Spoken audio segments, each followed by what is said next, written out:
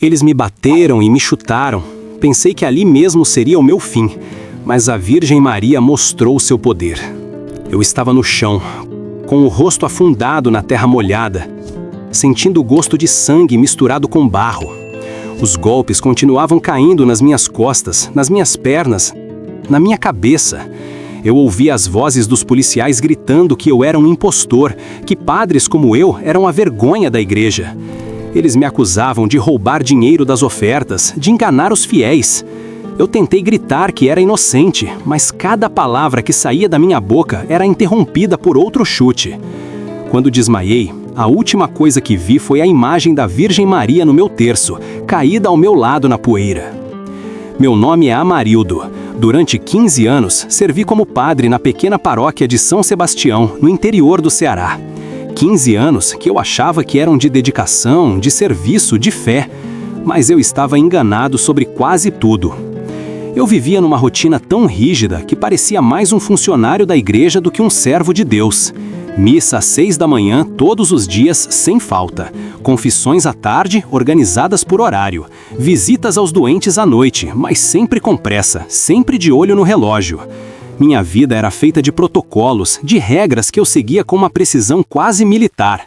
Eu acreditava que servir a Deus era isso: cumprir obrigações, manter a ordem, preservar a tradição. As pessoas da comunidade me respeitavam, mas eu sabia que era um respeito distante, frio. Eles me chamavam de Padre Amarildo, nunca apenas Amarildo. Eu usava minha batina como se fosse uma armadura que me separava do mundo.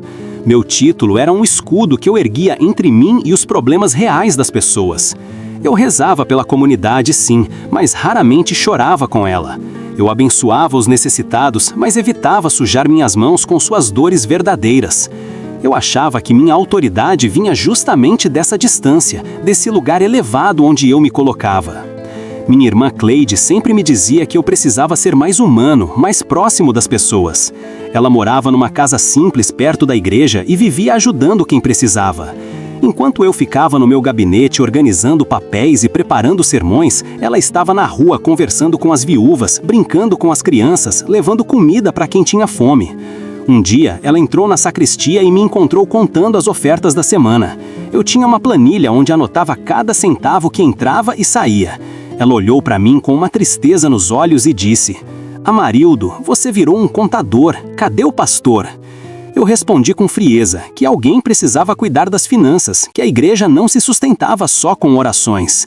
Ela balançou a cabeça e saiu sem dizer mais nada. Mas ela tinha razão.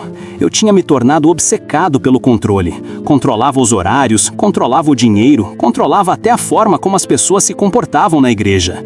Se alguém chegasse atrasado para a missa, eu lançava um olhar de reprovação.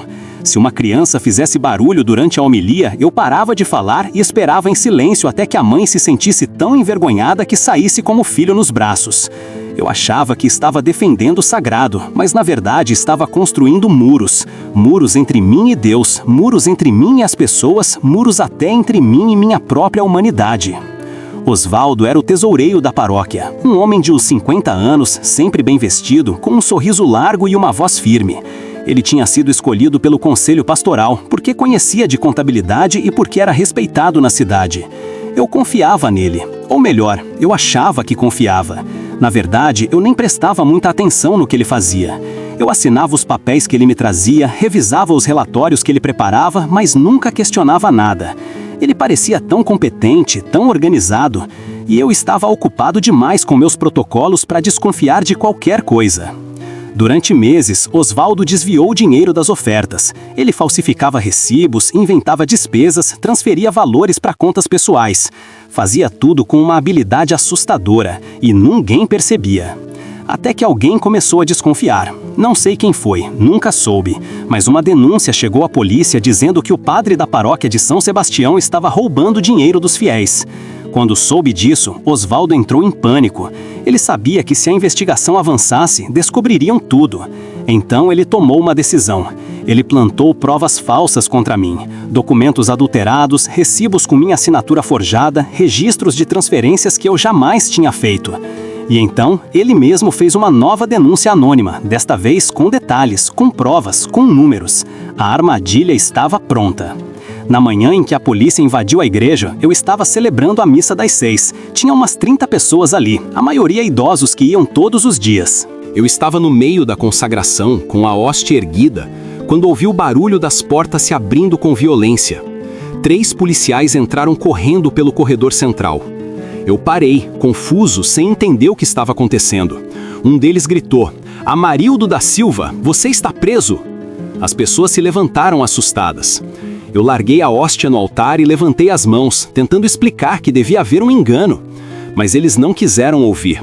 Me agarraram pelos braços, me arrastaram pelo corredor enquanto os fiéis olhavam em silêncio. Vi Dona Marieta, uma senhora de 80 anos que ia à missa todos os dias, com a mão na boca, os olhos arregalados. Vi seu Joaquim, que eu tinha visitado no hospital na semana anterior, desviando o olhar. Eu gritava que era inocente, que não tinha feito nada, mas via nos olhos de todos a mesma coisa: dúvida. Me jogaram na viatura.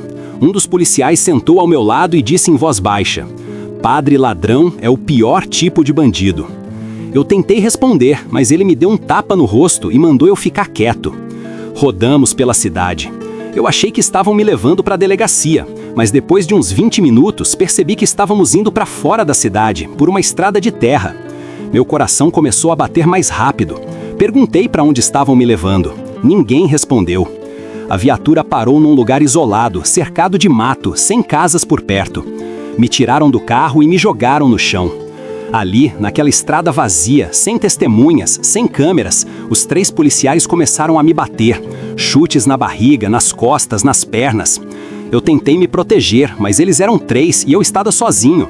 Um deles me pisou no rosto, enfiando minha boca na terra. Outro me acertou com um pedaço de madeira nas costelas.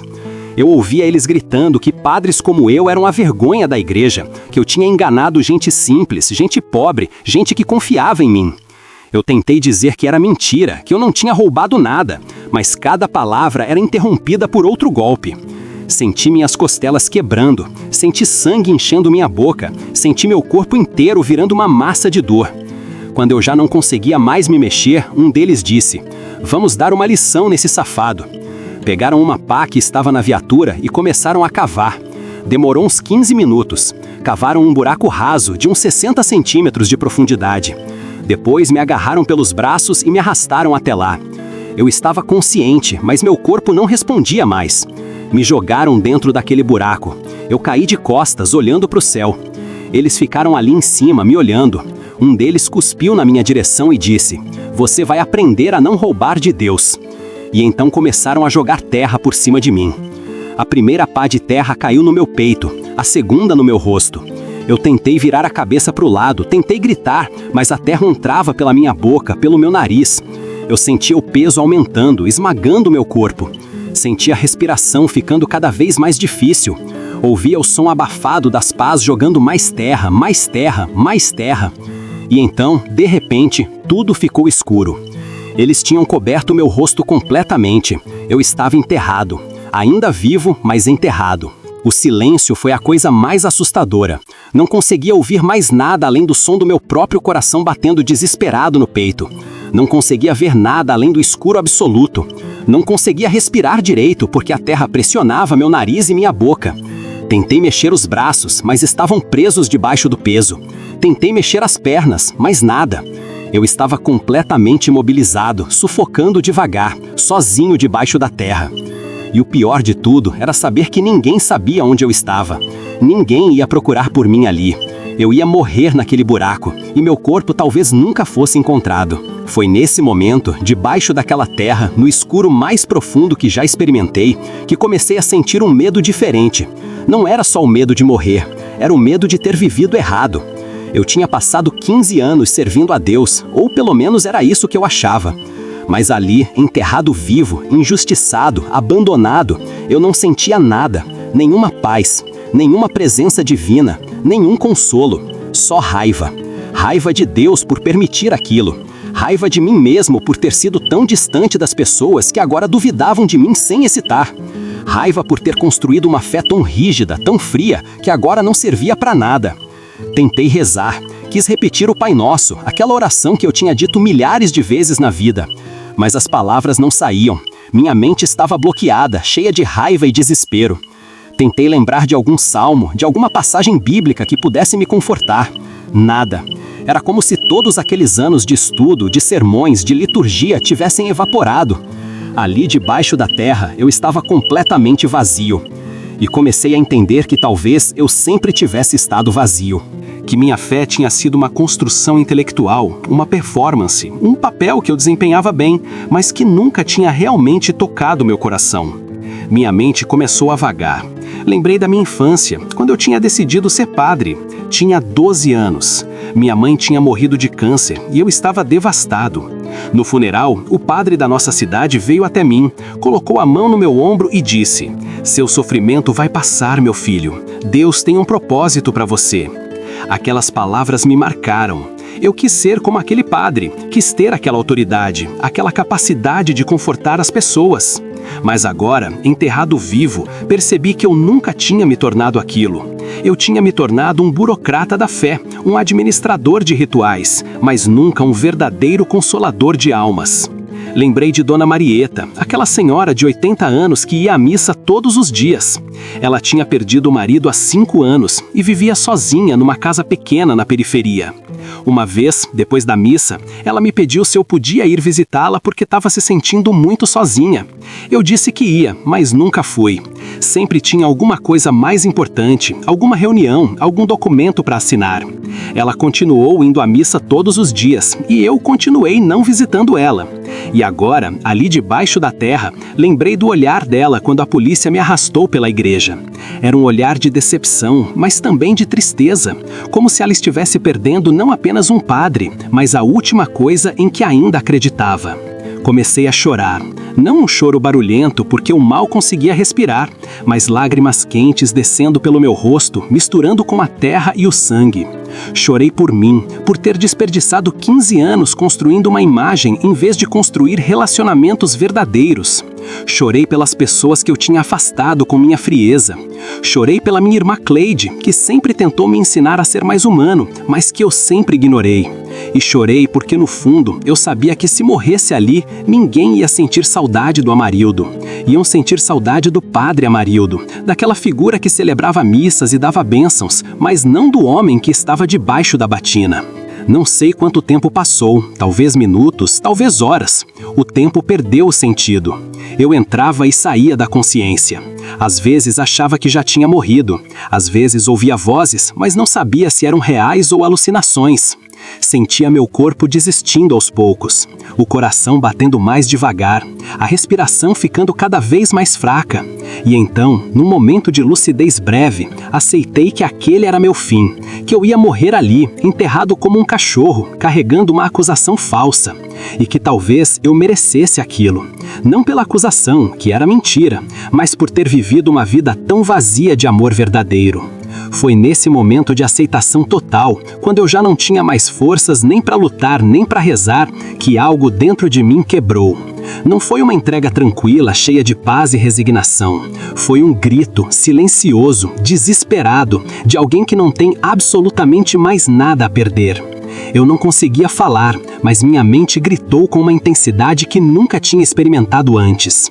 Mãe, se a senhora existe, se a senhora me vê, eu preciso da senhora agora. Não porque eu mereço, não porque fui um bom padre, mas porque eu não quero morrer assim. Não quero que essa mentira seja a minha verdade. Eu te peço, mãe, me ajude. Não foi uma oração bonita como as que eu recitava na igreja. Não tinha versículos, não tinha liturgia, não tinha nada daquilo que eu sempre achei que era necessário para falar com Deus. Foi um pedido cru, quebrado, cheio de medo e vergonha. Eu estava admitindo que não tinha controle nenhum, que toda aquela fé metódica que eu tinha construído não significava nada ali debaixo da terra. Eu estava nu diante do sagrado, sem máscaras, sem títulos, sem batina, só um homem assustado pedindo socorro. E então, algo aconteceu. Não sei explicar direito o que foi. Não vi nenhuma luz, não ouvi nenhuma voz, mas senti minha mão direita se mexer. Era impossível. Meu corpo estava completamente sem força, esmagado pelo peso da terra, à beira da morte. Mas minha mão direita começou a se mexer sozinha, como se algo a guiasse. Os dedos se curvaram, começaram a arranhar a terra, a empurrar para o lado. Eu não estava comandando aquilo conscientemente. Era como se uma força externa tivesse tomado conta daquele pedaço do meu corpo. A terra começou a ceder. Milímetro por milímetro, minha mão abria um espaço pequeno. E então, senti algo que me fez acreditar que ainda tinha uma chance. Um fio de ar entrou pelo espaço que minha mão tinha aberto. Respirei. Foi a respiração mais dolorosa e mais doce da minha vida ao mesmo tempo. Meus pulmões ardiam, minha garganta estava cheia de terra e sangue, mas aquele ar significava vida, significava que eu ainda não tinha acabado. Com aquele fio de esperança, algo dentro de mim acordou. Uma vontade de lutar que eu achava que tinha perdido. Continuei cavando com a mão direita, mesmo sem conseguir ver nada, mesmo sem saber exatamente para onde estava indo. A cada movimento, mais terra caía, mais espaço se abria. Consegui mexer o braço inteiro, depois o ombro. Empurrei com força, ignorando a dor das costelas quebradas, ignorando os cortes pelo corpo todo. Abri mais espaço perto do meu rosto. Virei a cabeça para o lado e cuspi a terra que enchia minha boca. Respirei de novo, dessa vez mais fundo. Não sei quanto tempo levou. Pode ter sido 1 hora, podem ter sido 3. O tempo tinha deixado de existir. Só existia o movimento: cavar, empurrar, respirar. Cavar, empurrar, respirar. Meus dedos sangravam, minhas unhas se quebraram, mas eu não parava. Consegui soltar o braço esquerdo. Usei os 2 braços para abrir mais espaço em volta do meu corpo. Empurrei a terra para baixo, para os lados. Senti que o peso estava diminuindo. Consegui dobrar os joelhos. Forcei as pernas contra a terra que ainda me cobria. E então, com um último esforço que consumiu tudo o que ainda me restava, consegui sentar. Minha cabeça saiu da terra. Abri os olhos. Levei uns segundos para enxergar alguma coisa porque estavam cheios de sujeira e sangue. Pisquei várias vezes. Limpei o rosto com as mãos trêmulas. E então vi. Era noite. Uma noite clara, cheia de estrelas. A lua estava quase cheia, iluminando aquela estrada de terra onde eu tinha sido enterrado. Olhei ao redor. Ninguém. Silêncio absoluto. Só o som dos grilos e do vento nas árvores. Eu estava sozinho. Vivo, mas sozinho. Fiquei ali sentado dentro daquele buraco por alguns minutos, só respirando. Cada respiração doía, mas era uma dor que me lembrava que eu estava vivo. Olhei para minhas mãos cobertas de sangue e terra. Olhei para o céu estrelado. E ali, naquele momento, algo mudou dentro de mim. Não foi uma mudança tranquila e bonita como eu imaginava que deveria ser uma experiência espiritual. Foi uma mudança brutal que me partiu ao meio. Eu entendi que tinha morrido ali naquele buraco. O Amarildo, que tinha vivido 15 anos como um padre rígido e distante, tinha morrido. E o homem que estava saindo daquele buraco era outra pessoa. Comecei a chorar. Não um choro silencioso como antes. Foi um choro alto, desesperado, libertador.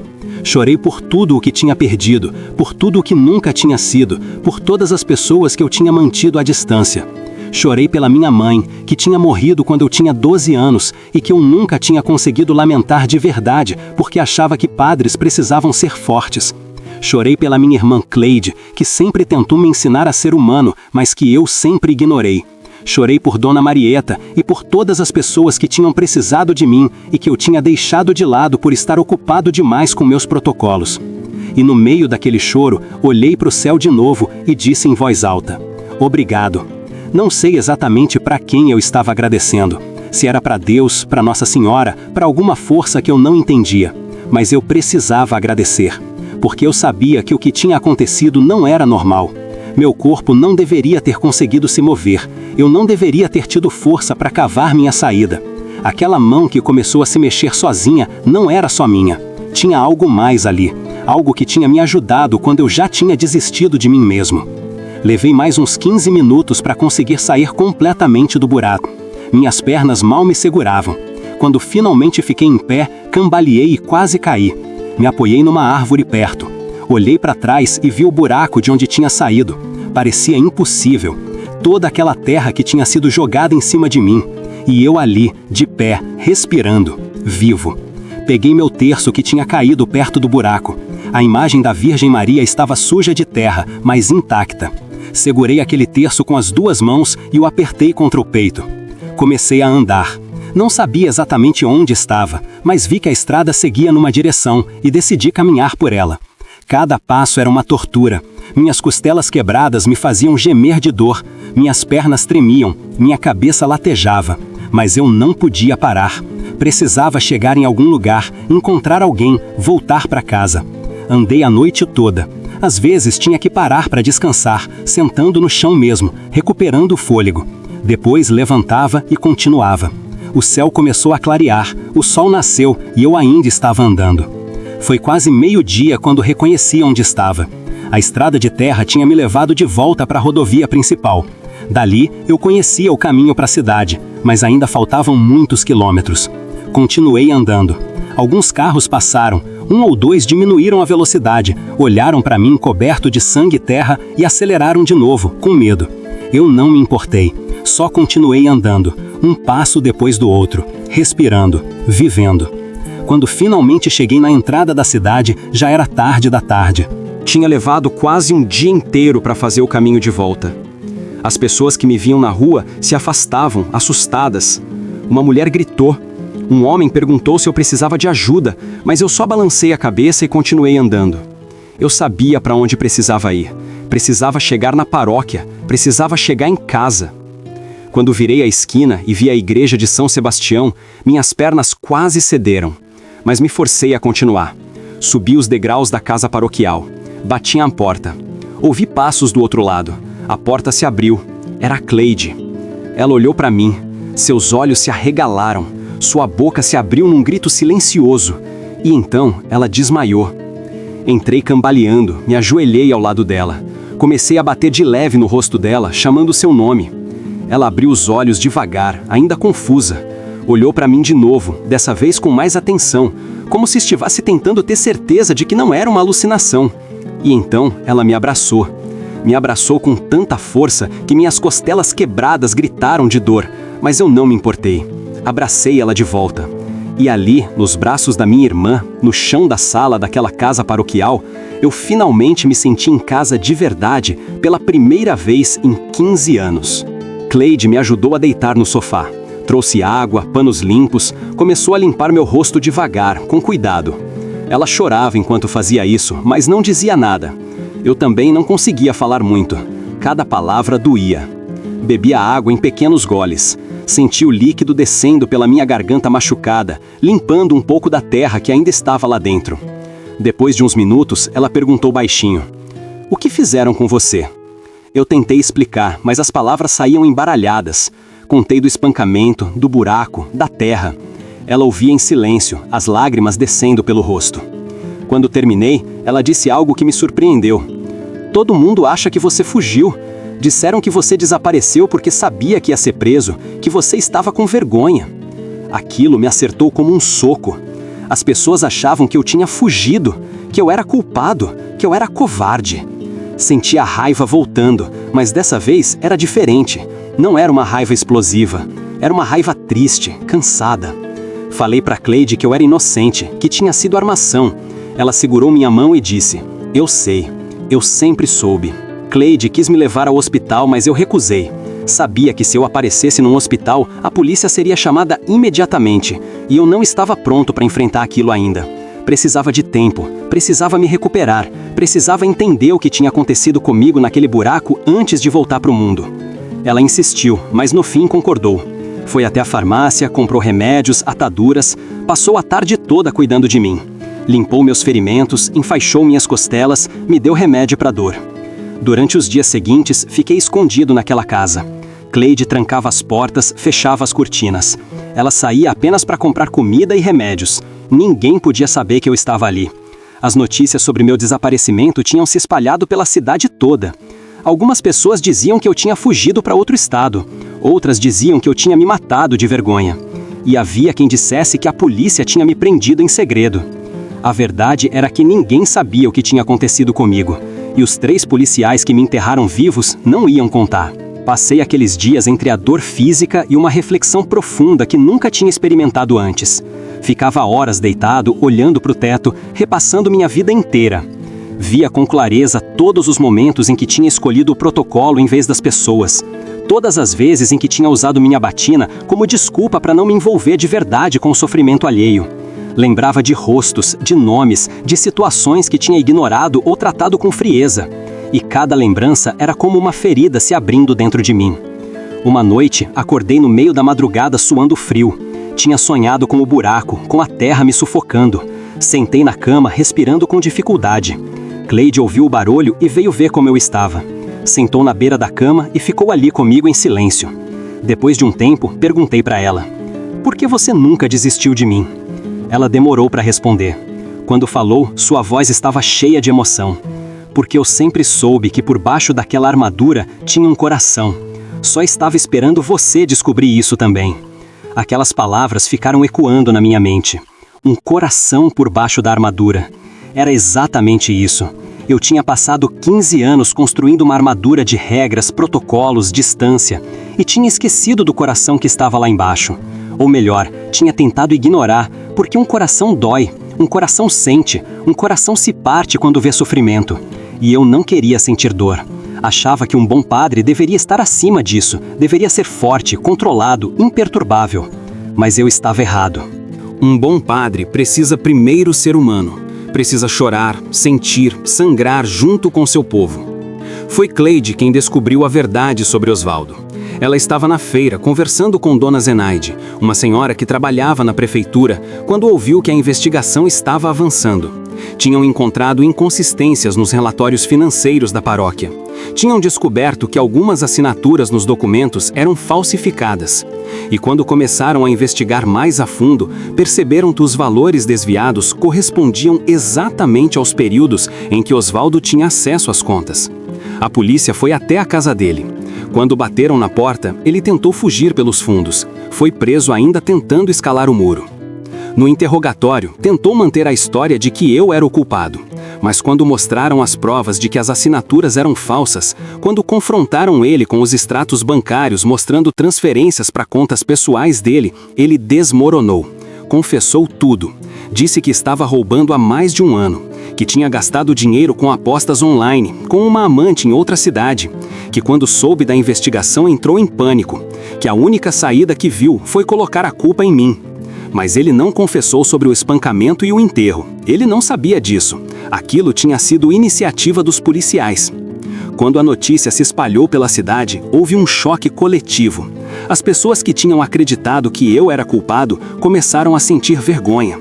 Alguns foram até a igreja rezar pedindo perdão. Outros comentavam nas ruas que tinham sido injustos comigo. Mas ninguém sabia onde eu estava. Ninguém sabia se eu ainda estava vivo. Cleide manteve segredo. Disse que não sabia de mim, que estava preocupada, que estava rezando para que aparecesse. E continuou cuidando de mim em silêncio. Foi uma semana depois da prisão de Osvaldo que tomei a decisão. Precisava voltar. Precisava enfrentar tudo. Mas não como o padre Amarildo de antes. Esse tinha morrido naquele buraco. Eu ia voltar como um homem novo. Alguém que tinha tocado o fundo da terra e tinha sido resgatado não pela própria força, mas por uma graça que eu não merecia e não entendia completamente. Pedi para Cleide avisar o delegado que eu estava vivo, que queria dar meu depoimento. Ela tentou me convencer a esperar mais, a me recuperar melhor, mas eu sabia que não podia adiar. No dia marcado, caminhei até a delegacia. Meu corpo ainda doía, mas eu conseguia andar sem ajuda. Quando entrei, o movimento na recepção parou. As pessoas me olharam como se estivessem vendo um fantasma. O delegado veio correndo, me levou para uma sala.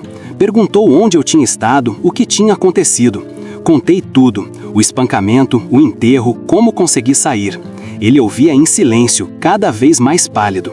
Quando terminei, ele disse que ia abrir uma investigação imediata contra os policiais. Pediu para eu identificar quem tinha feito aquilo. Descrevi os 3. Ele conhecia todos, eram policiais da cidade.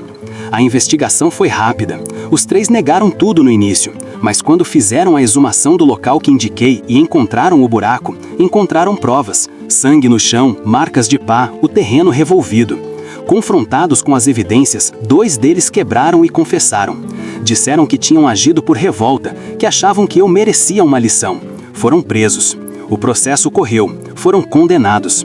Mas eu não senti satisfação com aquilo. Só senti uma tristeza profunda por tudo o que tinha acontecido, por toda a cadeia de erros e violência que tinha levado àquele ponto. A notícia de que eu estava vivo e de que era inocente se espalhou pela cidade em poucas horas. As pessoas começaram a aparecer na paróquia querendo me ver, querendo pedir desculpas, mas eu pedi para Cleide dizer que eu precisava de tempo, que não estava pronto para receber visitas. Passei mais alguns dias dentro daquela casa, não me escondendo dessa vez, mas me preparando, porque eu sabia que quando voltasse para a igreja, eu precisava estar pronto não apenas fisicamente, mas espiritualmente. Precisava saber quem eu era agora, depois de tudo o que tinha vivido. Você já passou por algo que te fez questionar tudo o que você acreditava sobre você mesmo? Aqueles dias de silêncio e reflexão foram isso para mim. Eu estava reconstruindo minha identidade do zero, e pela primeira vez estava fazendo isso sem as muletas dos protocolos e das regras. Estava olhando para dentro e perguntando: quem é Amarildo? Não o padre Amarildo, apenas Amarildo. E as respostas que encontrei me assustaram e me libertaram ao mesmo tempo. 2 semanas depois de ter saído daquele buraco, decidi que estava na hora de voltar para a igreja. Não para retomar minha vida de antes, porque aquela vida tinha acabado, mas para começar algo novo. Avisei Cleide na noite anterior. Ela perguntou se eu tinha certeza, se não queria esperar mais um pouco. Eu disse que não, que quanto mais eu esperasse, mais difícil seria. Ela concordou e disse que ia comigo. Mas eu pedi para ir sozinho. Precisava fazer aquilo do meu jeito, no meu tempo. Na manhã seguinte, vesti uma roupa simples, calça jeans, camisa branca. Não coloquei a batina. Aquilo surpreendeu Cleide. Ela perguntou se eu não ia celebrar missa. Eu disse que sim, mas que ia fazer diferente. Ela não entendeu, mas não insistiu. Saí da casa paroquial e caminhei até a igreja. Eram 6 da manhã, o horário da missa diária. Quando abri a porta lateral, vi que tinha gente esperando. Não muita, umas 15 pessoas, menos do que costumava ter. As pessoas levantaram quando me viram. Alguns rostos se iluminaram com alívio, outros se encheram de lágrimas. Dona Marieta estava lá. Quando nossos olhares se cruzaram, ela começou a chorar. Caminhei até o altar devagar. Cada passo era consciente, proposital. Quando cheguei lá, não fui direto para os preparativos da missa. Em vez disso, me virei para as pessoas e fiquei ali parado por alguns segundos, só olhando para cada rosto. O silêncio era denso. Ninguém sabia o que esperar. Eu também não sabia exatamente o que ia dizer. Só sabia que precisava falar a verdade. Comecei. Meu nome é Amarildo. Muitos de vocês me conhecem como Padre Amarildo. E eu ainda sou padre, sim. Mas hoje eu preciso falar com vocês não do lugar de um padre que tem todas as respostas, mas do lugar de um homem que quase morreu e que está tentando entender o que significa estar vivo de novo. Minha voz tremeu um pouco no começo, mas foi ficando mais firme. Eu passei 15 anos nesta paróquia. 15 anos celebrando missas, dando bênçãos, ouvindo confissões. E eu achava que estava fazendo tudo certo, mas eu estava errado. Vi alguns olhares confusos. Continuei. Eu era um padre distante. Eu cumpria protocolos, mas não me conectava com vocês de verdade. Eu rezava por vocês, mas não chorava com vocês. Eu estava mais preocupado em manter a ordem e seguir as regras do que em entender o que vocês estavam sentindo. E quando fui acusado de algo que não fiz, quando vi a dúvida nos olhos de vocês, minha primeira reação foi raiva. Raiva de vocês por não acreditarem em mim.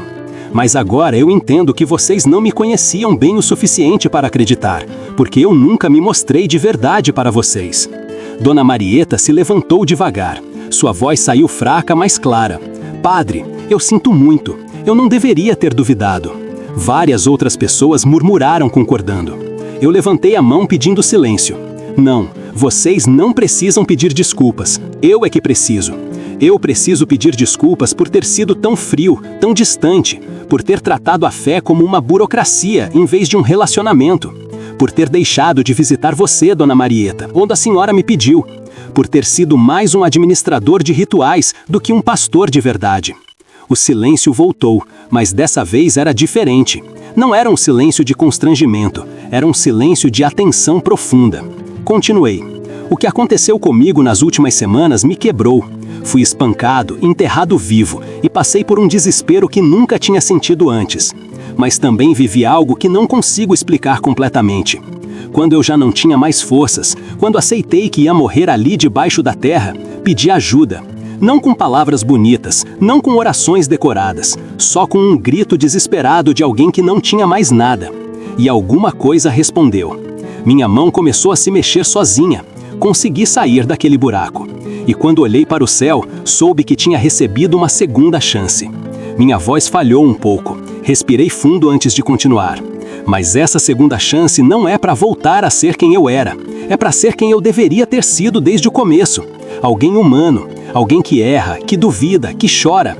Alguém que está aprendendo a amar de verdade, não só de palavra. Então hoje eu estou aqui não para fingir que tudo está bem, mas para começar de novo, com vocês, se vocês quiserem me dar essa chance. Seu Joaquim, um senhor de uns 70 anos que sempre sentava no fundo da igreja, se levantou. Ele tinha sido um dos que tinha desviado o olhar quando a polícia me arrastou. Ele falou com a voz embargada. Padre, a gente aqui precisa de uma segunda chance. A gente falhou com o Senhor e a gente quer consertar isso. Várias pessoas começaram a concordar, algumas chorando abertamente. Eu levantei a mão pedindo silêncio. Não, vocês não precisam pedir desculpas, eu é que preciso. Eu preciso pedir desculpas por ter sido tão frio, tão distante, por ter tratado a fé como uma burocracia em vez de um relacionamento, por ter deixado de visitar você, Dona Marieta, quando a senhora me pediu, por ter sido mais um administrador de rituais do que um pastor de verdade. O silêncio voltou, mas dessa vez era diferente. Não era um silêncio de constrangimento, era um silêncio de atenção profunda. Continuei. O que aconteceu comigo nas últimas semanas me quebrou. Fui espancado, enterrado vivo e passei por um desespero que nunca tinha sentido antes. Mas também vivi algo que não consigo explicar completamente. Quando eu já não tinha mais forças, quando aceitei que ia morrer ali debaixo da terra, pedi ajuda. Não com palavras bonitas, não com orações decoradas, só com um grito desesperado de alguém que não tinha mais nada. E alguma coisa respondeu. Minha mão começou a se mexer sozinha. Consegui sair daquele buraco. E quando olhei para o céu, soube que tinha recebido uma segunda chance. Minha voz falhou um pouco. Respirei fundo antes de continuar. Mas essa segunda chance não é para voltar a ser quem eu era. É para ser quem eu deveria ter sido desde o começo. Alguém humano, alguém que erra, que duvida, que chora. Alguém que está aprendendo a amar de verdade, não só de palavra. Então hoje eu estou aqui não para fingir que tudo está bem, mas para começar de novo, com vocês, se vocês quiserem me dar essa chance. Seu Joaquim, um senhor de uns 70 anos que sempre sentava no fundo da igreja, se levantou. Ele tinha sido um dos que tinha desviado o olhar quando a polícia me arrastou. Ele falou com a voz embargada. Padre, a gente aqui precisa de uma segunda chance. A gente falhou com o Senhor e a gente quer consertar isso. Várias pessoas começaram a concordar, algumas chorando abertamente. Eu desci do altar e caminhei até onde as pessoas estavam. Fui até Dona Marieta primeiro. Me ajoelhei na frente dela e segurei suas mãos. Me perdoa por não ter visitado a senhora quando precisou. Me perdoa por ter sido tão distante. Ela chorava tanto que mal conseguia falar, mas apertou minhas mãos e disse: Não tem nada para perdoar, meu filho. Você está aqui agora. É isso que importa. Abracei ela. E então fui abraçando cada pessoa ali, pedindo perdão, ouvindo perdão, chorando junto. Depois daquele momento, voltei para o altar e celebrei a missa. Mas foi diferente de todas as missas que tinha celebrado antes. Não segui o protocolo rigidamente. Pausei várias vezes para explicar o que estava fazendo, para perguntar se alguém tinha dúvidas, para compartilhar o que estava sentindo. Quando chegou na hora da homilia, não tinha preparado nada, só falei do coração. Falei sobre segundas chances, sobre a misericórdia que vai além do que merecemos, sobre como às vezes precisamos tocar o fundo para entender o que realmente importa. No final da missa, em vez de dar a bênção e ir embora como sempre fazia, fiquei ali. Disse para quem quisesse conversar que eu estava disponível. Não tinha pressa, não tinha agenda, apenas tempo para quem precisasse.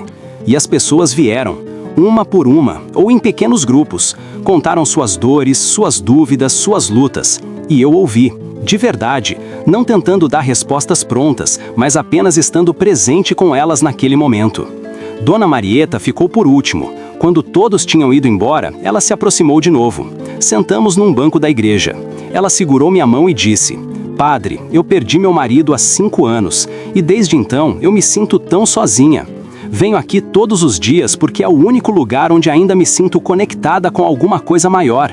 mas eu precisava de alguém que me visse, sabe? Alguém que reparasse que eu estava aqui não só por fé, mas por solidão também. Suas palavras me atravessaram.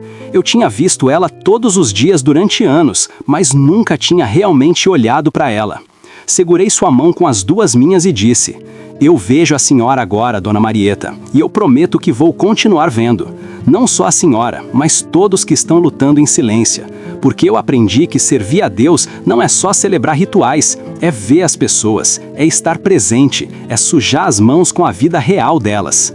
Ela sorriu através das lágrimas, e naquele momento senti que finalmente estava começando a entender o que significava ser padre de verdade. Os dias seguintes foram de reconstrução lenta. A notícia de que eu tinha voltado se espalhou rápido pela cidade. Algumas pessoas que tinham parado de frequentar a igreja voltaram. Outras que nunca tinham ido começaram a aparecer por curiosidade. Queriam ver o padre que tinha sobrevivido a ser enterrado vivo. Queriam ouvir a história, tocar nas cicatrizes, confirmar que era real. Eu entendi aquela curiosidade. E em vez de me esconder ou me ofender, decidi usar aquilo como oportunidade. Organizei uma reunião aberta na igreja numa quinta-feira à noite. Avisei que ia contar tudo o que tinha acontecido, sem filtros, sem embelezamentos. A igreja ficou lotada, tinha gente em pé nos corredores, na porta, até do lado de fora tentando ouvir. Quando vi aquela multidão, senti um aperto no peito, mas respirei fundo, segurei meu terço e comecei a falar. Contei desde o momento em que a polícia invadiu a igreja até o momento em que saí do buraco. Não omiti nada. Falei do medo, da raiva, do desespero. Falei de como tentei rezar e não consegui. De como me senti abandonado por Deus. De como, no fundo do poço, não tive uma experiência mística bonita, mas apenas um pedido quebrado e desesperado. E de como, mesmo assim, ou talvez justamente por causa disso, fui ouvido. As pessoas ouviam em silêncio absoluto. Algumas choravam. Outras tinham expressões de choque. Quando terminei, ninguém aplaudiu. Não era o tipo de história que pedia aplausos. Era o tipo de história que pedia silêncio e reflexão. Depois que terminei, abri para perguntas. Várias mãos se levantaram. Um jovem no fundo perguntou: "Padre, o senhor realmente acha que foi um milagre ou o senhor só teve muita sorte?" Eu pensei antes de responder. Eu não sei exatamente o que foi. Sei que meu corpo não deveria ter conseguido se mover. Sei que aquela mão que começou a cavar não parecia minha. Sei que algo aconteceu ali que vai além da minha compreensão. Você pode chamar isso de milagre, de graça, de sorte. O nome não importa tanto para mim. O que importa é que aquilo me mudou. Uma senhora de meia idade perguntou: "E o senhor não tem raiva dos policiais que fizeram isso?" Essa pergunta me pegou, porque a resposta não era simples. Eu tive muita raiva no começo, uma raiva que me consumia. Mas com o tempo, percebi que carregar aquela raiva era como continuar enterrado. Eu tinha sido resgatado do buraco físico, mas ainda estava preso num buraco emocional. Então, escolhi perdoar. Não porque eles mereciam, mas porque eu precisava. Perdoar foi minha segunda saída daquele buraco. Mais perguntas vieram, sobre fé, sobre dúvida, sobre como continuar acreditando quando tudo parece perdido. Eu respondi com honestidade, às vezes dizendo que não sabia, outras vezes compartilhando o pouco que tinha aprendido. Não tentei ser o padre que tinha todas as respostas, tentei ser o homem que estava aprendendo junto com eles, e percebi que aquilo criava uma conexão muito mais forte do que qualquer sermão preparado que eu já tinha dado. Nos meses seguintes, a paróquia começou a mudar. Não da noite para o dia, mas aos poucos. Eu mudei a forma como celebrava as missas, incluí mais momentos de silêncio para reflexão pessoal, convidei pessoas para compartilharem seus testemunhos, criei grupos pequenos onde as pessoas podiam conversar sobre suas lutas sem julgamento. E mais importante, comecei a fazer o que Cleide sempre fazia. Saí da igreja e fui para as ruas. Visitei os doentes não com pressa, mas passando horas ao lado deles. Sentei na casa das viúvas e ouvi suas histórias. Brinquei com as crianças na praça. Comi na casa das famílias pobres. Sujei minhas mãos com a vida real das pessoas. Dona Marieta se tornou uma espécie de companheira nesse processo. Ela me apresentou para outras pessoas da comunidade que também viviam sozinhas e precisavam de companhia. Juntos criamos um grupo de visitas semanais. Não era nada oficial, nada burocrático. Apenas um grupo de pessoas que decidiu se importar umas com as outras. E aquilo cresceu naturalmente. Logo tínhamos 20 pessoas envolvidas, depois 50. As pessoas começaram a se sentir parte de uma comunidade de verdade, não apenas frequentadoras de uma igreja. Cleide ficava me observando com um sorriso nos lábios. Um dia ela disse: "Você finalmente encontrou seu coração, mano." Eu abracei ela e agradeci por nunca ter desistido de mim, por ter cuidado de mim quando eu estava destruído, por ter me mostrado através do exemplo dela o que significava amor verdadeiro. Ela tinha sido minha professora de humanidade durante todos aqueles anos, mesmo quando eu me recusava a aprender. Houve resistência, claro. Algumas pessoas achavam que eu tinha ficado informal demais, que tinha perdido a reverência pelo sagrado. Um grupo de paroquianos mais conservadores foi até o bispo reclamar que eu não estava seguindo os protocolos corretamente, que minhas missas eram bagunçadas, que eu estava misturando muito testemunho pessoal com liturgia. O bispo me chamou para uma conversa. Eu fui preparado para ser repreendido, talvez até removido da paróquia. Mas a conversa foi diferente do que eu esperava. O bispo me ouviu contar minha história. Quando terminei, ele ficou em silêncio por um tempo. Depois disse: "Padre Amarildo, eu ouvi as reclamações. E é verdade que você está fazendo as coisas de forma diferente. Mas eu também ouvi que sua igreja nunca esteve tão cheia. Que pessoas que tinham abandonado a fé estão voltando. Que sua comunidade está cuidando uns dos outros de uma forma que não víamos há anos. Então minha pergunta é: você está fazendo isso por ego ou por amor?" Eu respondi sem hesitar: por amor. Porque finalmente entendi que sem amor, tudo o mais é só barulho. Ele sorriu e disse: "Então continue, mas não perca a essência da liturgia. Encontre o equilíbrio entre inovação e tradição, entre humanidade e reverência. Não é fácil, mas é necessário." Aquela bênção do bispo me deu liberdade para continuar, mas também me deu responsabilidade. Não era para fazer do meu jeito simplesmente porque eu queria. Era para encontrar um jeito que honrasse tanto a tradição da igreja quanto as necessidades reais das pessoas. Um ano depois de sair daquele buraco, organizamos uma missa especial de ação de graças. Não anunciei o motivo específico, mas as pessoas que sabiam da história entenderam. A igreja estava lotada de novo. Celebrei aquela missa com uma gratidão profunda por cada respiração, por cada momento, por cada pessoa ali presente. Na homilia, falei sobre recomeços, sobre como Deus não nos abandona nos buracos da vida, mas às vezes permite que cheguemos lá para que entendamos o quanto precisamos ser resgatados, sobre como a verdadeira fé não é nunca duvidar, mas continuar buscando mesmo quando duvidamos. No final da missa, pedi para todos ficarem sentados. Disse que queria fazer algo diferente. Peguei meu terço, aquele que tinha caído ao meu lado quando fui espancado, aquele que segurei quando saí do buraco. Mostrei para todos. Ele ainda estava manchado de terra. Eu podia ter limpado, mas escolhi deixar assim. Disse: "Este terço me lembra que a fé verdadeira não é limpa e organizada, é suja, é lutada, é construída no meio da bagunça da vida. E eu quero que todos saibam que está tudo bem não ter todas as respostas. Está tudo bem duvidar, está tudo bem lutar, porque é justamente nesses momentos que a graça pode nos encontrar." Depois da missa, enquanto cumprimentava as pessoas na saída, um homem que eu nunca tinha visto se aproximou. Ele tinha uns 40 anos, aparência cansada, olhos vermelhos. Disse que não era da cidade, que tinha vindo de propósito para me conhecer. Tinha ouvido minha história de alguém e precisava me fazer uma pergunta. Levei ele para um canto mais reservado. Ele respirou fundo e perguntou: "Como você perdoa a si mesmo quando sente que desperdiçou anos da sua vida?" Aquela pergunta me atingiu fundo porque eu tinha feito a mesma pergunta para mim tantas vezes. Segurei o ombro dele e disse: "Você não apaga os anos perdidos. Eles fazem parte de quem você é agora. Mas você pode escolher não desperdiçar os anos que ainda tem pela frente. E às vezes, os anos que achamos perdidos são na verdade preparação para algo que ainda não entendemos." Eu passei 15 anos sendo um padre medíocre, mas aqueles 15 anos me levaram ao buraco.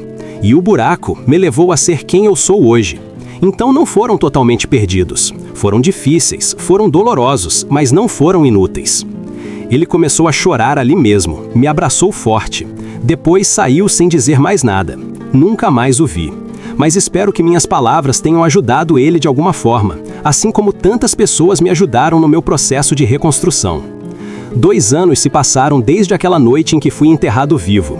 2 anos de reconstrução, de aprendizado, de crescimento. A paróquia de São Sebastião se tornou um lugar diferente, não por causa de reformas no prédio ou programas novos, mas porque as pessoas começaram a se sentir realmente vistas, realmente ouvidas, e isso mudou tudo. As missas continuavam lotadas, mas não pela minha história. Vinham porque encontravam ali um espaço onde podiam ser humanos, com suas dores e suas dúvidas, sem medo de julgamento. Eu também mudei muito nesses 2 anos. Fisicamente, as marcas do espancamento foram desaparecendo aos poucos. As costelas sararam, os cortes viraram cicatrizes que agora fazem parte de mim. Mas as mudanças mais profundas foram internas.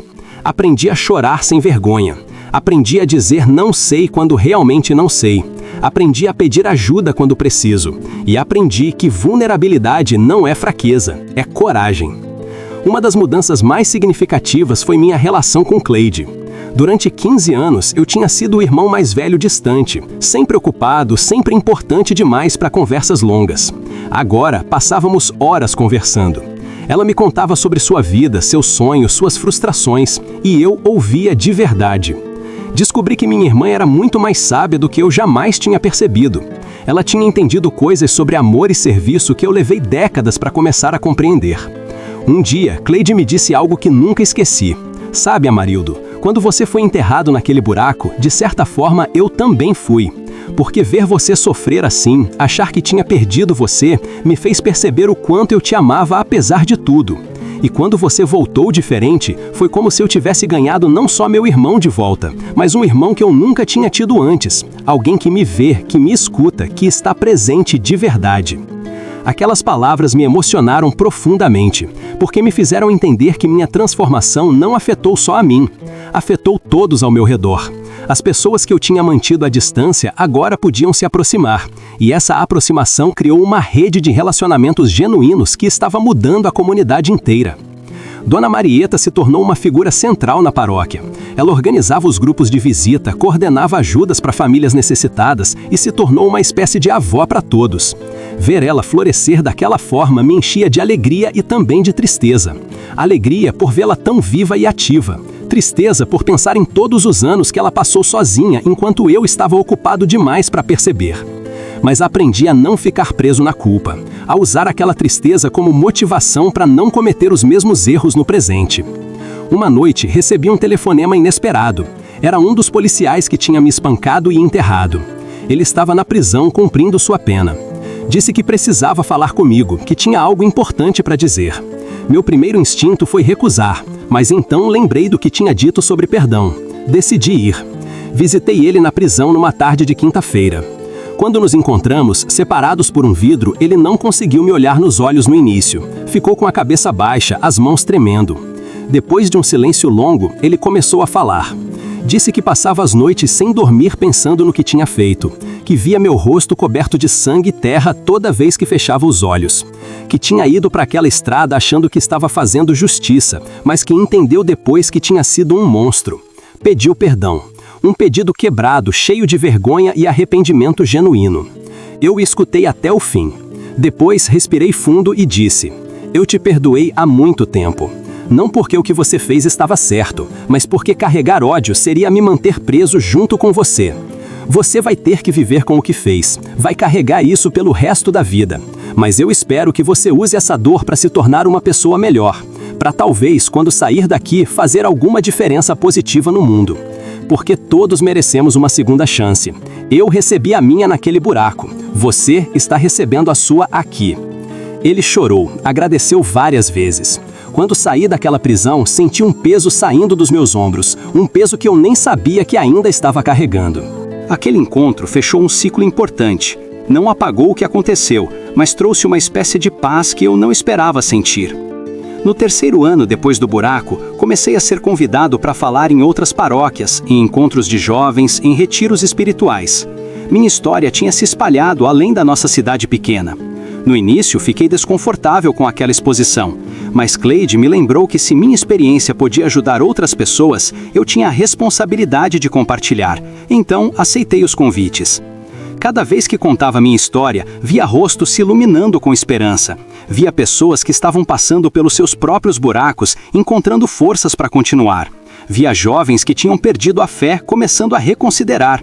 E via padres como eu tinha sido, rígidos e distantes, começando a questionar se não havia uma forma melhor de servir.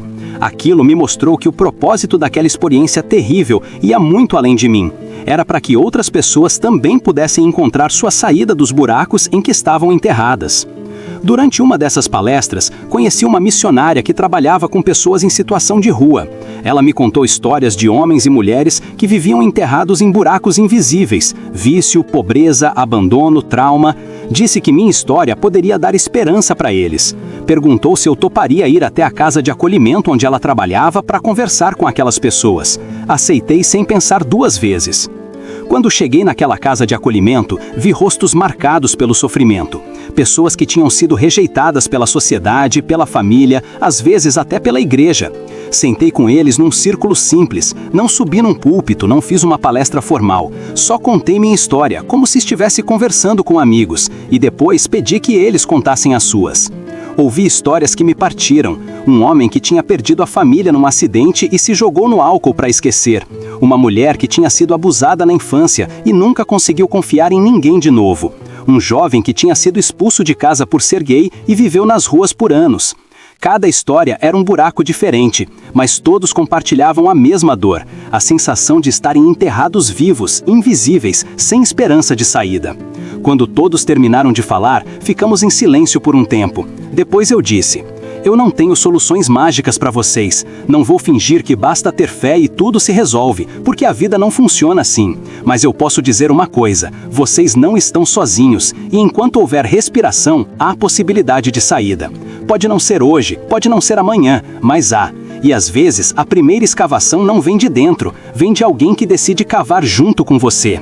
Aquelas palavras ressoaram ali de uma forma que eu não esperava. Várias pessoas começaram a chorar. A missionária me abraçou depois e disse que aquele encontro tinha sido transformador para muitos.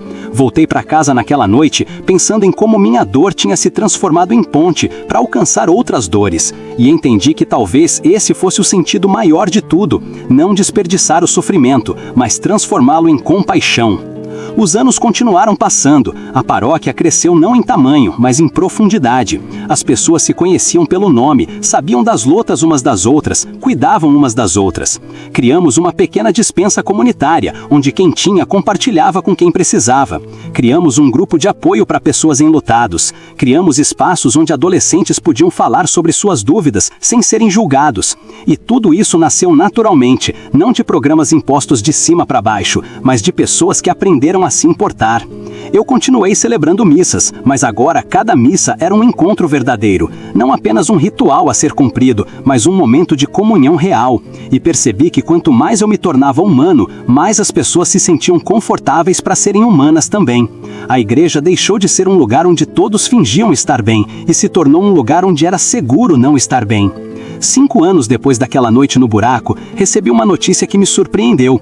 O Vaticano tinha ouvido sobre minha história e sobre o trabalho que estava sendo feito na paróquia. Eles queriam fazer uma investigação oficial sobre o possível milagre da minha sobrevivência. Enviaram um investigador, um padre italiano muito sério, que passou uma semana na cidade entrevistando pessoas, examinando documentos médicos, visitando o local onde fui enterrado. Eu cooperei com a investigação, mas confesso que me sentia desconfortável com todo aquele processo. Não porque duvidasse do que tinha acontecido, mas porque tinha medo de que minha experiência fosse transformada em algo espetacular, em propaganda, em mais uma história bonita para ser contada, mas não vivida. Quando o investigador terminou e voltou para Roma, respirei aliviado. Achei que aquilo ficaria apenas como mais uma investigação arquivada. Mas alguns meses depois, recebi uma carta oficial. O Vaticano reconhecia minha sobrevivência como um evento extraordinário e queria usar minha história como testemunho de fé. Pediam que eu considerasse escrever um livro, fazer uma turnê de palestras mais ampla, talvez até participar de eventos internacionais. Fiquei dividido. Por um lado, vi a oportunidade de alcançar mais pessoas. Por outro, tinha medo de me tornar uma celebridade religiosa, exatamente o tipo de coisa que eu tinha aprendido a evitar. Conversei com Cleide sobre aquilo. Ela, com sua sabedoria prática, disse: "Você não precisa fazer tudo o que eles estão pedindo, mas também não pode desperdiçar uma oportunidade de fazer diferença por medo. Encontre o equilíbrio. Faça o que seu coração mandar, não o que é obrigação ditar." Aquelas palavras me deram clareza. Decidi aceitar alguns convites, mas manter minhas raízes firmes na paróquia. Não ia me tornar um padre itinerante famoso. Ia continuar sendo o padre Amarildo de São Sebastião, que apenas compartilhava sua história quando fazia sentido.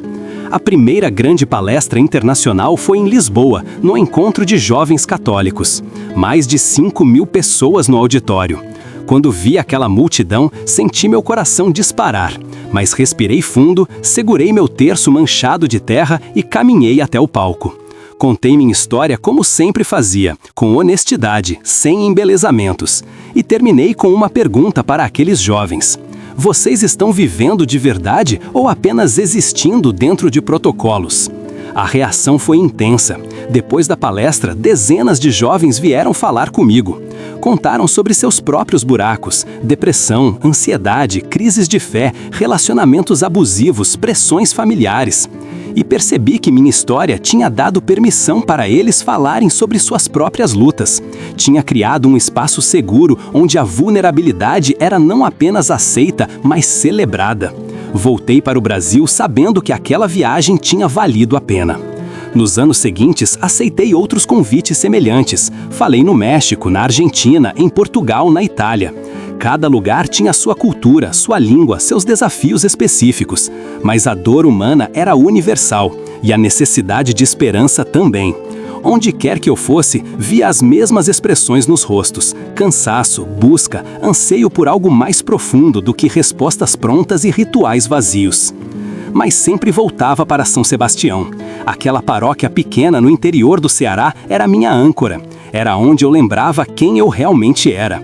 Não um palestrante famoso, não um sobrevivente de milagre. Apenas Amarildo, um homem quebrado que foi remontado, com mais rachaduras que antes, mas que agora deixava a luz passar por essas rachaduras.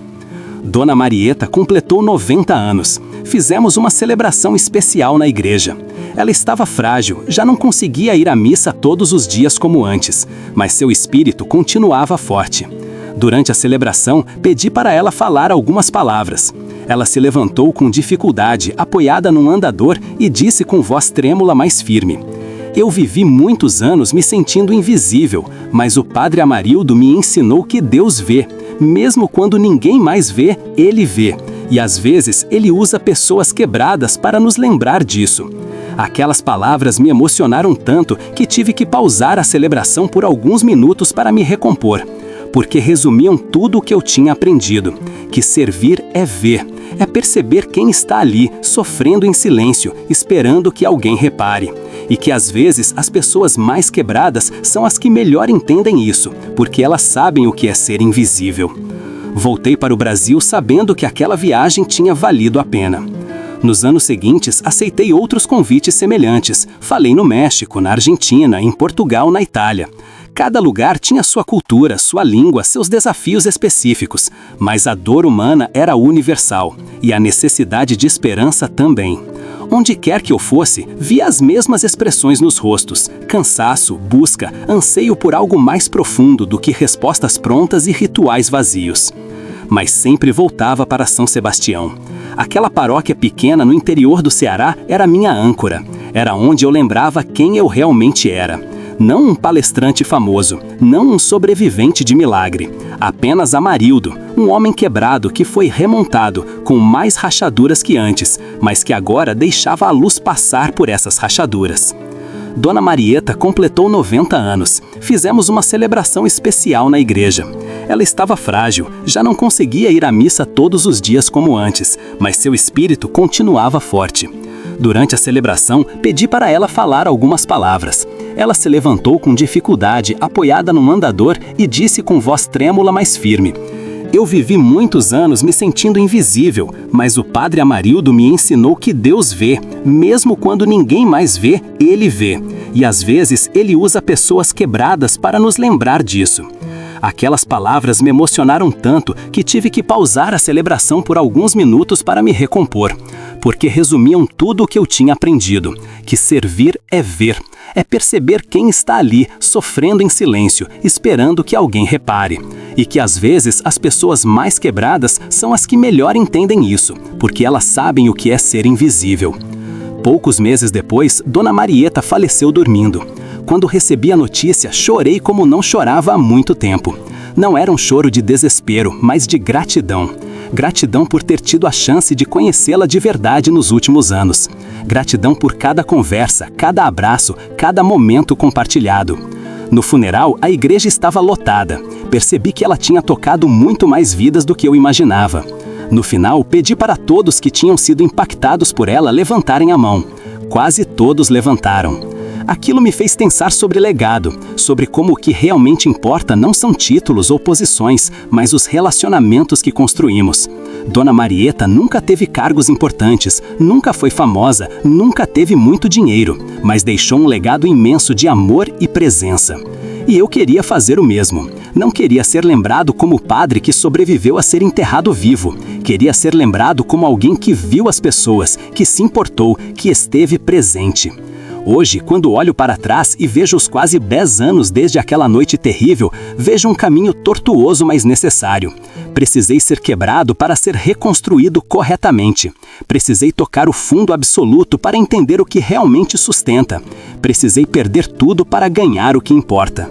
E não trocaria nada disso, por mais doloroso que tenha sido, porque me trouxe até aqui. Ainda tenho dias difíceis. Ainda acordo às vezes no meio da noite sentindo o peso da terra no peito, revivendo aquele desespero. Ainda luto com inseguranças, com dúvidas, com o medo de voltar a ser quem eu era antes. Mas aprendi que a transformação não é um evento único. É um processo diário de escolher ser humano, escolher amar, escolher estar presente. A paróquia de São Sebastião continua sendo um farol de esperança para muitos. Não porque seja perfeita, mas porque é real. As pessoas vêm aqui não para encontrar respostas prontas, mas para fazer perguntas honestas. Vêm não para serem julgadas, mas para serem vistas. Vêm não para cumprir obrigações religiosas, mas para encontrar comunhão verdadeira. E eu me sinto honrado de poder facilitar isso. Cleide continua sendo minha maior professora. Ela nunca mudou. Sempre foi aquela pessoa amorosa, presente, genuína. E agora eu finalmente consigo aprender com ela. Passamos muito tempo juntos, não por obrigação, mas por escolha. Ela é minha irmã, minha amiga, minha conselheira. E eu agradeço todos os dias por ela não ter desistido de mim quando eu era apenas uma armadura vazia. O terço manchado de terra ainda está comigo. Guardo ele numa caixinha simples ao lado da minha cama. Toda noite, antes de dormir, o seguro nas mãos e agradeço. Não com orações decoradas, mas com palavras simples que saem do coração. Agradeço pela vida, pelas pessoas, pelas oportunidades, pelos desafios. Agradeço até pelo buraco, porque foi lá que aprendi o que realmente significa confiar. E quando fecho os olhos para dormir, às vezes ainda vejo aquele céu estrelado que vi quando saí do buraco. Aquelas estrelas me lembram que mesmo na escuridão mais profunda há luz. Mesmo quando achamos que acabou, há recomeço. Mesmo quando estamos enterrados, há possibilidade de ressurreição. Não porque somos fortes, mas porque somos amados por uma força maior que não nos abandona nos nossos piores momentos. Se você estiver passando pelo seu próprio buraco agora, quero que saiba, não é o fim. Pode parecer que é, pode parecer que não há saída, mas há. E às vezes a saída começa não com você cavando sozinho, mas com você permitindo ser ajudado. Com você soltando aquele pedido quebrado e desesperado que você acha que não é digno, mas que é o mais honesto que você pode dar. Porque é justamente aí, quando admitimos que não temos controle, que a graça pode nos encontrar. 10 anos se passaram desde aquela noite. Uma década inteira de reconstrução, de aprendizado, de crescimento contínuo. Às vezes olho no espelho e vejo um homem diferente daquele que era antes. Os cabelos estão mais brancos, o rosto tem mais rugas. Mas os olhos são diferentes. Tem uma profundidade que não existia antes. Uma mistura de dor vivida e esperança conquistada que só quem passou pelo vale pode carregar. A paróquia de São Sebastião se tornou referência não só na região, mas em todo o estado. Padres de outras cidades vêm visitar, querendo entender como conseguimos criar aquela comunidade tão unida. E eu sempre digo a mesma coisa. Não foi programa nenhum, não foi método nenhum. Foi apenas escolher ver as pessoas de verdade. Foi tirar as barreiras que eu mesmo tinha construído e permitir que a vida entrasse, com toda a sua bagunça e toda a sua beleza. Cleide continua sendo minha companheira nessa caminhada. Ela já está com os cabelos completamente brancos, mas seu coração continua jovem. Às vezes brincamos que ela é a verdadeira líder da paróquia e eu sou apenas o cara que celebra as missas. E tem muito de verdade nisso. As pessoas confiam nela de uma forma que levei anos para conquistar. Porque ela sempre foi autêntica, sempre foi presente, sempre foi ela mesma. Não precisou morrer e ressuscitar para aprender a amar. Ela já nasceu sabendo. Recentemente, um jovem seminarista veio passar 3 meses comigo para aprender sobre ministério pastoral. Ele tinha 23 anos, cheio de energia e certezas. Me lembrava muito de mim mesmo quando entrei no seminário. Achava que tinha todas as respostas, que sabia exatamente como ser um bom padre. Passei os primeiros dias apenas observando ele. Via como tratava as pessoas com aquela cordialidade profissional que eu conhecia tão bem. Como mantinha distância emocional enquanto cumpria suas funções. Como se preocupava mais em fazer tudo certinho do que em se conectar genuinamente. Um dia levei ele comigo para visitar uma família que estava passando dificuldades. O pai tinha ficado desempregado, a mãe estava doente, tinham 3 filhos pequenos e mal tinham comida em casa.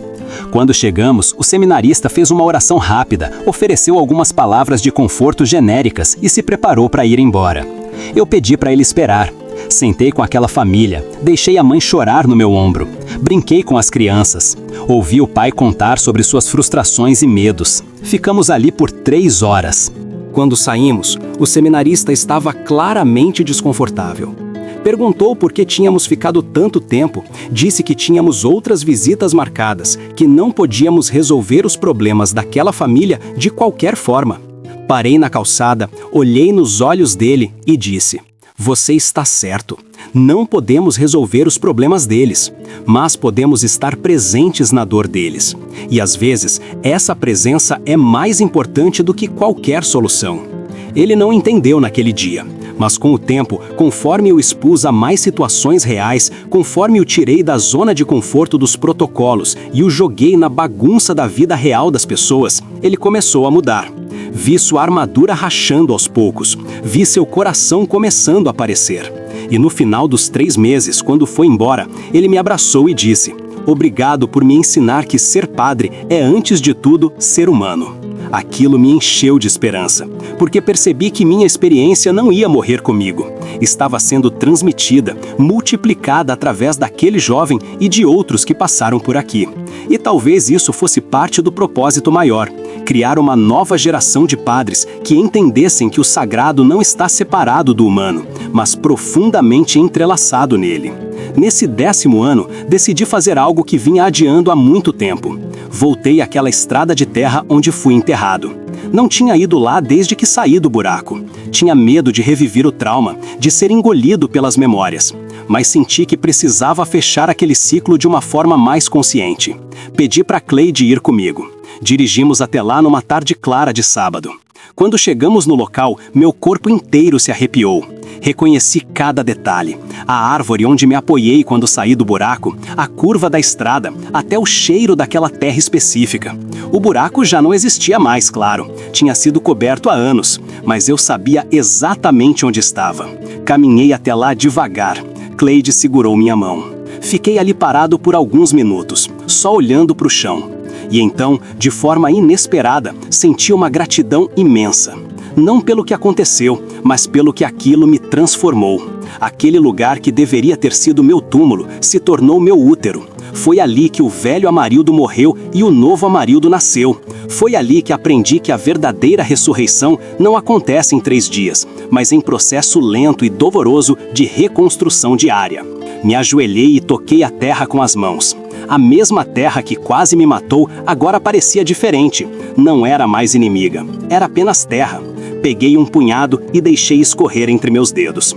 Cleide se ajoelhou ao meu lado e também tocou a terra. Ficamos ali em silêncio por um tempo. Não precisávamos de palavras, só daquela presença compartilhada, daquele momento de reverência pelo mistério de tudo. Quando voltamos para o carro, me senti mais leve, como se aquela visita tivesse desatado um nó que eu nem sabia que ainda carregava. No caminho de volta, Cleide perguntou o que eu estava sentindo. Pensei antes de responder. Paz.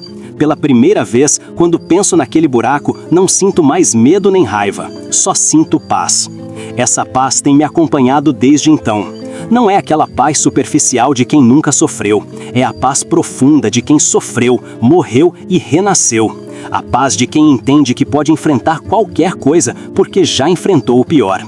A paz de quem entende que na vida haverá sempre buracos, mas que buracos não são fins, são apenas passagens. Recentemente, um cineasta quis fazer um documentário sobre minha história.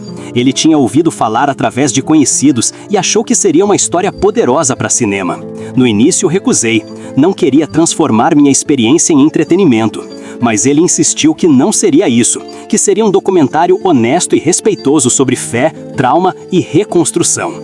Depois de muito pensar e orar, aceitei. As filmagens duraram 6 meses. A equipe acompanhou minha rotina na paróquia, entrevistou pessoas da comunidade, filmou missas e encontros. Voltamos àquela estrada de terra. Entrevistaram Cleide, Dona Zenaide da prefeitura, até o delegado que investigou o caso. Eles fizeram entrevistar os policiais que me enterraram, mas eu pedi que não fizessem isso. Não queria que o documentário se transformasse em uma narrativa de vingança. Queria que fosse sobre redenção, não sobre punição. Quando o documentário ficou pronto, fizemos uma exibição especial na igreja. Colocamos um telão grande e convidamos toda a comunidade. Ver minha história naquela tela foi surreal. Chorei várias vezes durante a exibição. Não de tristeza, mas de gratidão por ver como aquela dor tinha se transformado em algo que poderia tocar outras pessoas. No final da exibição, um jovem se levantou e perguntou: "Padre, se você pudesse voltar no tempo e evitar tudo isso, você evitaria?" A pergunta me pegou desprevenido. Fiquei em silêncio por alguns segundos pensando, e então respondi com toda honestidade: "Não sei." A dor foi real demais para dizer levianamente que valeu a pena. Mas a pessoa que eu me tornei depois, os relacionamentos que construí, as vidas que consegui tocar, tudo isso só foi possível porque passei por aquele buraco. Então talvez a pergunta certa não seja se eu evitaria, mas se eu conseguiria desperdiçar aquilo. E a resposta é não. Não vou desperdiçar. O documentário acabou sendo lançado nacionalmente e teve um impacto que nenhum de nós esperava. Recebemos milhares de mensagens de pessoas que se identificaram com diferentes partes da história. Alguns se viam no Amarildo orgulhoso de antes, outros se viam no buraco, lutando para respirar em suas próprias crises. E muitos se viam na reconstrução, tentando encontrar sentido depois do trauma. Uma mensagem em particular me marcou profundamente. Era de uma mulher de 40 anos que tinha sobrevivido a um câncer terminal. Ela escreveu: "Quando ouvi você dizer que a verdadeira ressurreição não acontece em 3 dias, mas em processo lento e doloroso de reconstrução diária, algo clicou dentro de mim. Eu sobrevivi ao câncer há 2 anos, mas não estava vivendo de verdade. Estava apenas existindo, com medo de que a doença voltasse. Sua história me deu coragem para começar a viver de novo.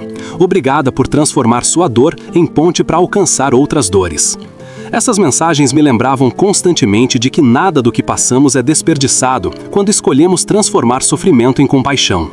Respondi a cada mensagem que consegui, às vezes ficando até tarde da noite escrevendo para pessoas que eu nunca conheceria pessoalmente, mas que de alguma forma estavam conectadas a mim através de nossas dores compartilhadas. A paróquia continuou crescendo, não em números espetaculares, mas em profundidade de relacionamentos. Criamos mais iniciativas ao longo dos anos, um grupo de apoio para pessoas com depressão e ansiedade, uma casa de passagem para moradores de rua, uma cozinha comunitária que serve refeições gratuitas 3 vezes por semana. Tudo isso nasceu organicamente, de pessoas que foram transformadas pela experiência de comunidade verdadeira e quiseram multiplicar aquilo. Seu Joaquim, aquele senhor que tinha desviado o olhar quando fui arrastado pela polícia, se tornou um dos líderes da cozinha comunitária. Ele dizia que precisava fazer aquilo, que precisava de alguma forma compensar o momento em que não teve coragem de me defender. Eu sempre dizia que não havia nada para compensar, que ele estava perdoado há muito tempo, mas ele insistia. E no processo, ele se transformou num dos pilares da comunidade. Sua dedicação inspirava outras pessoas. Um dia, enquanto trabalhávamos juntos na cozinha preparando almoço para cerca de 80 pessoas, ele parou e me olhou com lágrimas nos olhos. "Padre, eu queria que você soubesse que encontrei meu propósito aqui. Durante anos, vivi apenas para mim, para meus interesses. Mas depois do que aconteceu com você, depois de ver sua transformação, entendi que a vida só faz sentido quando é vivida para os outros." Abracei ele ali mesmo, no meio da cozinha cheia de gente, e agradeci por ele ter se permitido mudar. Cleide começou a ter problemas de saúde. Nada grave inicialmente, apenas o cansaço natural da idade avançada. Mas aos poucos percebi que ela estava mais frágil. Os médicos descobriram que seu coração estava falhando. Ela precisaria de cuidados constantes, talvez até de uma cirurgia arriscada. Quando ela me contou, tentou minimizar a situação, dizendo que estava tudo sob controle, mas eu vi o medo nos olhos dela. Nos meses seguintes, inverti os papéis. Eu que passei a cuidar dela como ela tinha cuidado de mim quando saí do buraco. Preparava suas refeições, levava aos médicos, sentava ao lado dela nas noites em que não conseguia dormir por causa da dor. E naqueles momentos de cuidado, percebi o quanto ela tinha sido forte para mim. O quanto deve ter custado para ela me ver destruído e ainda assim manter a esperança, manter a força, me reconstruir pedaço a pedaço. Uma noite, enquanto eu estava ao lado da cama dela segurando sua mão, ela disse algo que nunca esquecerei. Sabe, Amarildo, quando você saiu daquele buraco coberto de sangue e terra, eu achei que tinha recebido o maior presente da minha vida, meu irmão de volta. Mas o verdadeiro presente foi ver quem você se tornou depois. Foi ver você aprender a amar de verdade. Se eu morrer amanhã, vou morrer feliz sabendo que você finalmente encontrou seu coração. Lágrimas desceram pelo meu rosto. Você não vai morrer amanhã. E quando chegar sua hora, que esteja muito longe ainda, você não vai morrer sem saber que foi você quem me ensinou sobre amor. Você sempre foi minha professora, Cleide. Eu só demorei 15 anos para começar a prestar atenção nas aulas. Ela sorriu através da fraqueza. Melhor tarde do que nunca, mano. Cleide acabou se recuperando depois de uma cirurgia delicada. A recuperação foi lenta e cheia de desafios, mas ela lutou com uma determinação impressionante. E quando finalmente teve alta, toda a comunidade celebrou. A igreja estava cheia no dia em que fizemos uma missa de ação de graças pela recuperação dela. As pessoas a amavam tanto quanto me amavam, talvez até mais.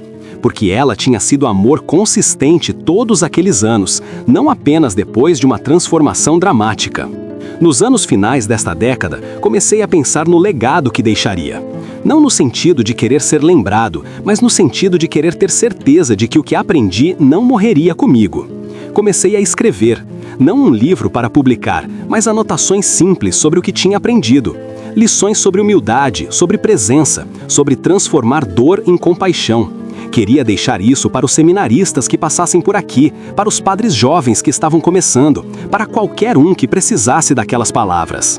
Essas anotações acabaram virando um pequeno livro que distribuí gratuitamente. Não tinha pretensões literárias, era apenas um homem velho compartilhando o que a vida lhe ensinou da forma mais dura possível. E para minha surpresa, aquele livrinho começou a circular. Padres de outros estados pediam cópias, seminaristas o usavam em seus estudos. Pessoas leigas diziam que as reflexões as ajudavam em suas próprias lutas. Uma das reflexões que mais ressoou foi esta: a armadura que usamos para nos proteger da dor também nos impede de sentir amor. Precisamos ter coragem de tirar a armadura, sabendo que isso nos deixará vulneráveis, mas também nos deixará vivos de verdade. Hoje, quando me sento na varanda da casa paroquial ao final do dia, observando o movimento da praça em frente à igreja, sinto uma gratidão profunda por cada momento desta vida reconstruída.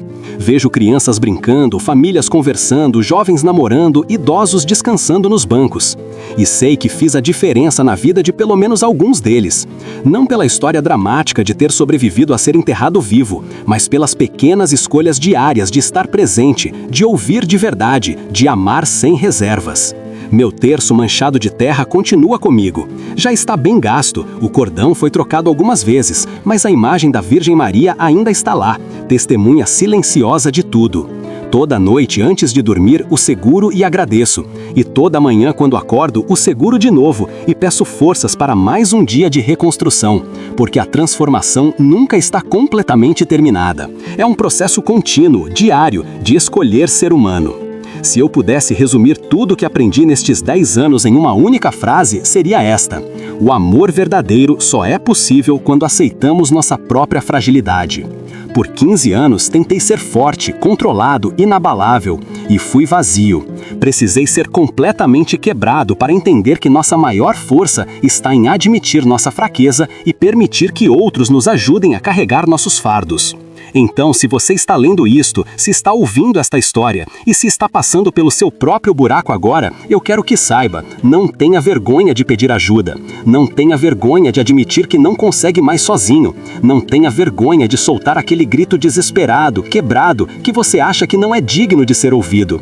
Porque é justamente esse grito honesto, despido de pretensões, que pode ser o começo da sua saída. E quando você sair, quando respirar aquele primeiro ar de liberdade, não desperdice o que passou. Transforme sua dor em ponte. Use suas cicatrizes para se conectar com outras pessoas feridas. Deixe suas rachaduras mostrarem, porque é por elas que a luz passa. E viva. Viva de verdade, não apenas exista. Porque você merece muito mais do que apenas sobreviver. Você merece florescer.